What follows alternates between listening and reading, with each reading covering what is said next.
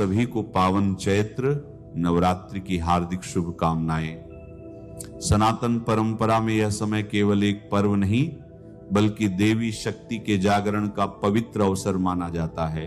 नवरात्रि का शाब्दिक अर्थ है 9 रातें। इन 9 रातों की गिनती अमावस्या के अगले दिन से की जाती है। चंद्र चक्र के इन पहले 9 दिनों को स्त्री प्रधान माना जाता है। यह देवी के लिए एक विशेष समय है जो ईश्वर की स्त्री प्रकृति का प्रतिनिधित्व करती है। इन 9 नवरात्रों में विधि पूर्वक व्रत करे। यदि दिन भर व्रत ना कर सके तो एक समय का भोजन करे। यह नवरात्रि व्रत संपूर्ण कामनाओं को पूर्ण करने वाला है। इसके करने से मनुष्य की संपूर्ण विपत्तियां दूर हो जाती हैं और घर में समृद्धि की वृद्धि होती है। समस्त पापों से छुटकारा मिल जाता है। यदि व्रत करने वाला मनुष्य सारे दिन उपवास ना कर सके तो एक समय भोजन करे। साथ ही नवरात्रि व्रत की कथा का श्रवण करें। तो आइए आज की इस कहानी में हम आपको नवरात्रि व्रत कथा सुनाते हैं। प्राचीन काल में एक ब्राह्मण रहता था। वह ब्राह्मण मां जगदम्बा का परम भक्त था। वह नित्य प्रतिमा दुर्गा की पूजा अर्चना करता था। उस ब्राह्मण की अति संस्कारवान और सुंदर सुमति नाम की कन्या थी। जब वह ब्राह्मण दुर्गा मां की पूजा अर्चना करता तो वह कन्या भी वहां उपस्थित रहती थी। एक रोज वह कन्या अपनी सहेलियों के साथ खेलते हुए पूजा में उपस्थित होना भूल गई। अपनी कन्या द्वारा की गई इस गलती से ब्राह्मण को उस पर क्रोध आया। क्रोध करके उसने अपनी कन्या से कहा कि आज तुमने भगवती का पूजन नहीं किया, मैं तुम पर रुष्ट हूं। अब मैं तुम्हारा विवाह किसी कुष्ठ रोगी या दरिद्र व्यक्ति से करूंगा। पिता द्वारा कहे गए इन शब्दों से सुमति आहत हो गई और अपने पिता से बोली, मैं आपकी कन्या हूं, हर तरह से मैं आपके अधीन हूं। जिससे आपकी इच्छा हो मेरा विवाह उसी से कर देना, परंतु मुझे वही मिलेगा जो मेरे भाग्य में लिखा होगा, यह मुझे पूर्ण विश्वास है। जैसे अग्नि में घी डालने से अग्नि अत्यधिक प्रज्वलित होती है, वैसे ही बेटी द्वारा कहे गए शब्दों से वह ब्राह्मण और ज्यादा क्रोधित हो जाता है और क्रोध की अग्नि में जलते हुए उसने अपनी कन्या का विवाह एक कुष्ठ रोगी से कर दिया और अपनी पुत्री से बोला, हे पुत्री, अब तुम अपना कर्म फल भोगो। देखते हैं भाग्य के भरोसे तुम क्या कर सकती हो। वह कन्या ऐसा पति पाकर दुखी थी, लेकिन उसने सोचा कि भाग्य के लिखे को कोई नहीं मिटा सकता। ऐसा सोचकर वह अपने पति के साथ वन में चली गई। उस रात्रि उन दोनों ने बड़े ही कष्ट से व्यतीत की। सुमति की ऐसी दशा देखकर देवी भगवती वहां प्रकट हुई और बोली, पुत्री, मैं तुम पर प्रसन्न हूं, तुम जो चाहो मुझसे मांग सकती हो। एकाएक अपने सामने ऐसी दिव्य रूपी शक्ति को देखकर वह चौंक गई और दोनों पति पत्नी हाथ जोड़कर उनके सामने खड़े हो गए। फिर सुमति मां भगवती से बोली, आप कौन हैं और मैंने ऐसा कौन सा पुण्य किया है जिस वजह से मुझे आपकी ये कृपा प्राप्त हो रही है, उसकी बातें सुन। मां भगवती ने उससे कहा, मैं आदिशक्ति भगवती जगदम्बा हूं। मैं तुझ पर तेरे पूर्व जन्म के पुण्य के प्रभाव से प्रसन्न हूं। तू जो चाहे मुझसे मांग ले। कन्या ने हाथ जोड़कर माता से पूछा, मां, मैं पूर्व जन्म में कौन थी और मैंने ऐसा क्या किया जो आपकी कृपा मुझे प्राप्त हुई। तब माता रानी बोली, सुनो, तुम पूर्व जन्म में एक भील की स्त्री थी। एक दिन परिस्थितियों के वशीभूत होकर तुम्हारे पति ने चोरी की। चोरी करने के पश्चात राजा के सैनिक उसके साथ साथ तुम्हें भी ले गए और ले जाकर कारागृह में डाल दिया। वहां तुम दोनों 9 दिनों तक रहे। उस दौरान तुम दोनों ने न भोजन किया न जल ग्रहण किया। वह समय मेरे नवरात्रों का था और तुम पूरे 9 दिनों तक मेरी आराधना करती रही। कुछ भी न खाने पीने के कारण तुम्हारे द्वारा मेरा व्रत हो गया। उस समय तुमसे जो व्रत हुआ उस वांछित फल प्राप्त करने का आशीर्वाद देती हूं। तुम्हारी जो इच्छा हो मांग लो। फिर सुमति बोली, मां, अगर आप मुझ पर प्रसन्न हो तो आप मेरे पति को कोढ़ मुक्त करो। यह सुनकर माता बोली, उन दिनों जो तुमने व्रत किया था उस 9 दिन के व्रत का पुण्य पति का कोढ़ दूर करने के लिए अर्पण कर दो। उस पुण्य के प्रभाव से तेरे पति का कोढ़ दूर हो जाएगा। यह सुनकर वह कन्या बड़ी प्रसन्न हुई। फिर पल भर में उसका पति पूरी तरह कोढ़ मुक्त और निरोग हो गया और अब वह बहुत ही सुंदर और कांतिवान हो गया। अपने पति की ऐसी काया देखकर वह कन्या देवी की स्तुति करने लगी और बोली, आप दूसरों की दुर्गति को दूर करने वाली, तीनों लोकों के संकटों को हरने वाली और समस्त दुखों को दूर करने वाली, रोगी मनुष्यों को निरोग करने वाली, समस्त दुखों को हरने वाली, प्रसन्न होकर मनवांछित फल देने वाली जगत माता हो। मुझ निरपराध को मेरे पिता ने त्याग दिया। पिता के तिरस्कार से मैं वन में भटक रही हूं और अब आपकी कृपा ने मेरा उद्धार किया है। हे देवी, मैं आपको प्रणाम करती हूं, आप मेरी रक्षा करना।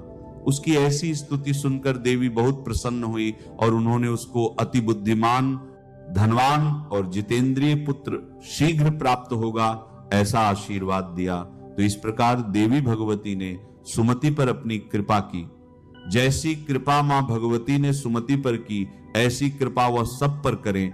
दोस्तों, जो भी इस व्रत को भक्ति पूर्वक करता है वह भौतिक सुखों को भोग कर अंत में मोक्ष को प्राप्त करता है। जय मां दुर्गा। नवरात्रि पूजा विधि। सबसे पहले पूजन स्थल पर चौकी लगा लें और इस पर लाल रंग का कपड़ा बिछा लें।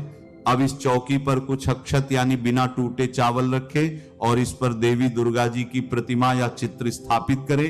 अब एक लोटे या कलश में शुद्ध जल भर ले। अब इसके अंदर एक सिक्का डालें। अब इसके ऊपर चावल से भरी एक प्लेट रख दें।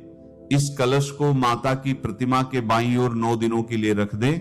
इसे आपको रोज स्थापित नहीं करना है।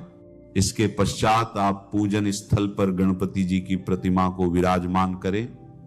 अगर आपके पास प्रतिमा नहीं है तो सुपारी के रूप में भी बप्पा जी को विराजमान कर सकते हैं।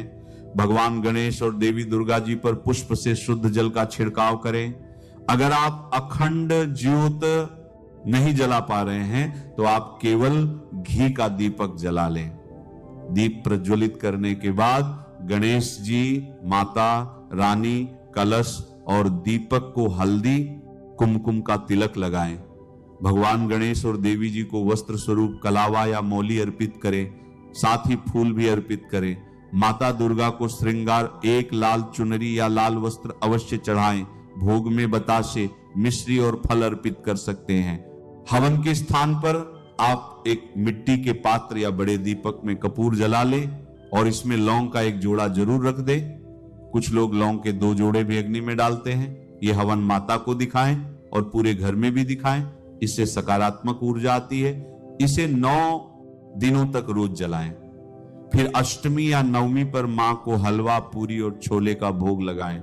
हिंदू धर्म में नवरात्रि व्रत का बहुत महत्व है। चैत्र नवरात्रि व्रत चैत्र माह यानी कि मार्च और अप्रैल माह के बीच में आते हैं।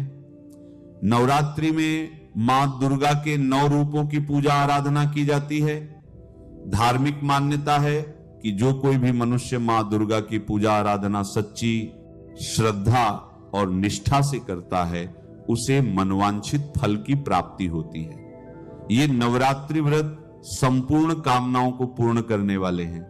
चैत्र नवरात्रि से जुड़ी एक पौराणिक कथा के अनुसार एक बार बृहस्पति देवता ब्रह्मा जी के समक्ष उपस्थित थे। वार्तालाप करते हुए उन्होंने चैत्र नवरात्रि के व्रत का फल जानने की इच्छा जताई। हे ब्रह्मदेव, कृपया करके बताइए कि चैत्र मास के नवरात्रि व्रत का क्या फल है तथा इसे किस प्रकार किया जाता है। ये सब विस्तार से कहिए। हे बृहस्पति, प्राणियों के हित की इच्छा से आपने बहुत उत्तम प्रश्न किया है। जो मनुष्य सर्व मनोरथ पूर्ण करने वाली मां दुर्गा की आराधना करके नवरात्रि व्रत पूर्ण करता है उस व्यक्ति के जीवन में सभी सुखों का वास होता है। यह चैत्र नवरात्र व्रत बहुत ही फलदायी है। देवी शक्ति मां दुर्गा का आह्वान करके इस व्रत को करने से सुहागन स्त्रियों को सुहाग की लंबी उम्र, निसंतान को संतान तथा कुंवारी कन्याओं को उचित वर की प्राप्ति होती है। यह व्रत निर्धन को धनवान बनाने वाला है, रोगी को निरोगी काया देने वाला है। इस व्रत को करने से घर में सुख समृद्धि का वास होता है तथा सभी प्रकार के दुखों से मुक्ति मिलती है और प्रत्येक मनुष्य को मोक्ष की प्राप्ति होती है। हे बृहस्पति, अब देखते हैं नवरात्रि के 9 दिनों का संपूर्ण कैलेंडर, किस दिन किस देवी की पूजा होगी और उस दिन उनका कौन सा रंग रहेगा। नवरात्रि का पहला दिन इस बार रहेगा 19 मार्च गुरुवार को। नवरात्रि के पहले दिन मां शैलपुत्री की पूजा की जाती है, उनका रंग पीला है। प्रथम दिवस घट स्थापना के साथ मां शैलपुत्री की पूजा होती है। पर्वतराज हिमालय की पुत्री होने के कारण उन्हें शैलपुत्री कहा जाता है। वे वृषभ पर आरूढ़ होती हैं। उनके दाहिने हाथ में त्रिशूल और बाएं हाथ में कमल धारण करती है। नवरात्रि के दूसरे दिन यानी कि 20 मार्च शुक्रवार को मां ब्रह्मचारिणी की पूजा अर्चना की जाती है। उनका रंग हरा है। इस दिन चंद्र दर्शन भी होता है। मां ब्रह्मचारिणी तपस्या और संयम की देवी हैं। उनके दाहिने हाथ में जपमाला और बाएं हाथ में कमंडलू धारण करती हैं। नवरात्रि के तीसरे दिन यानी 21 मार्च शनिवार को मां चंद्रघंटा की पूजा आराधना की जाएगी। उनका रंग धूसर रहेगा। इस दिन गौरी पूजा और सौभाग्य तीज भी आ रही है। मां चंद्रघंटा के मस्तक पर अर्धचंद्र घंटे के आकार में सुशोभित है और यह भक्तों को भय से मुक्ति प्रदान करता है।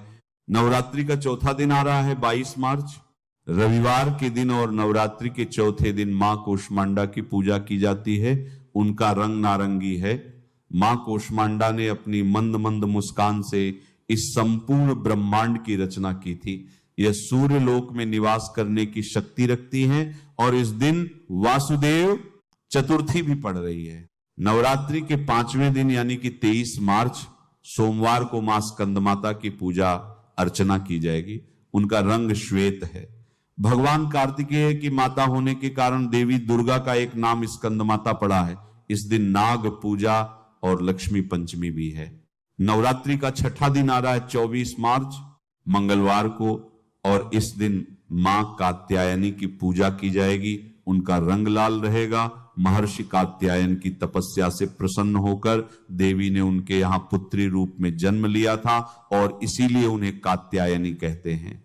इस दिन स्कंद षष्ठी और यमुना छठ मनाई जाएगी। नवरात्रि का 7वां दिन है 25 मार्च बुधवार को और इस दिन मां कालरात्रि की पूजा की जाएगी। उनका रंग है गाढ़ा नीला। महासप्तमी के दिन मां कालरात्रि की पूजा होती है। यह अंधकार और नकारात्मक शक्तियों का नाश करने वाली देवी हैं। नवरात्रि का 8वां दिन यानी 26 मार्च 2026 गुरुवार, इस दिन मां महागौरी की पूजा की जाएगी। उनका रंग गुलाबी है। इस दिन दुर्गाष्टमी, संधि पूजा और अन्नपूर्णाष्टमी ये तीनों का संयोग बन रहा है। इस दिन संधि पूजा का समय रहेगा प्रातः 11:24 से लेकर 12:12 तक। और सबसे विशेष बात यह भी है कि इस बार रामनवमी भी 26 मार्च को कई लोग मना रहे हैं, यानी कि अष्टमी और रामनवमी का दुर्लभ संयोग भी बन रहा है। अष्टमी का वह दिन भी है जब कन्या पूजन किया जाता है और हवन किया जाता है। उसके बाद आता है नवरात्रि का अंतिम और 9वां दिवस। वह इस बार आ रहा है 27 मार्च 2026 शुक्रवार के दिन। 9वें दिन मां सिद्धिदात्री की पूजा की जाती है और उनका रंग बैंगनी है। यह नवरात्रि का अंतिम दिन रहेगा। इस दिन नवरात्रि व्रत का पारण होगा, उद्यापन होगा। मां सिद्धिदात्री अपने भक्तों को सभी प्रकार की सिद्धियां प्रदान करती हैं। इस दिन नवरात्रि की पूर्णाहुति होगी, कलश विसर्जन किया जाएगा और व्रत खोला जाएगा। चलिए अब देखते हैं कि इस बार अष्टमी और नवमी तिथि कौन से दिन आ रही हैं और इस दिन के शुभ मुहूर्त कौन से हैं। इस बार चैत्र नवरात्रि 2026 में अष्टमी तिथि आ रही है 26 मार्च 2026 गुरुवार के दिन अष्टमी तिथि का आरंभ हो जाएगा। 25 मार्च को दोपहर में 1:51 पर और अष्टमी तिथि समाप्त होगी 26 मार्च को सुबह 11:48 पर। इस दिन विशेष सर्वार्थ सिद्धि योग और रवि योग भी बन रहा है, और ये दोनों ही रहेंगे शाम 4:19 से लेकर अगले दिन सुबह 6:17 तक। इस बार नवमी तिथि आ रही है 27 मार्च 2026, शुक्रवार के दिन नवमी तिथि का आरंभ हो जाएगा। 26 मार्च को सुबह 11:49 पर और नवमी तिथि समाप्त होगी। 27 मार्च को सुबह 10:06 पर। कुछ लोग 26 मार्च को राम नवमी मना रहे हैं, लेकिन वैष्णव कैलेंडर के अनुसार 27 मार्च को उदया तिथि के अनुसार रामनवमी मनाई जाएगी, तो इसीलिए आप अपनी स्थानीय परंपरा के अनुसार उसका पालन कर सकते हैं।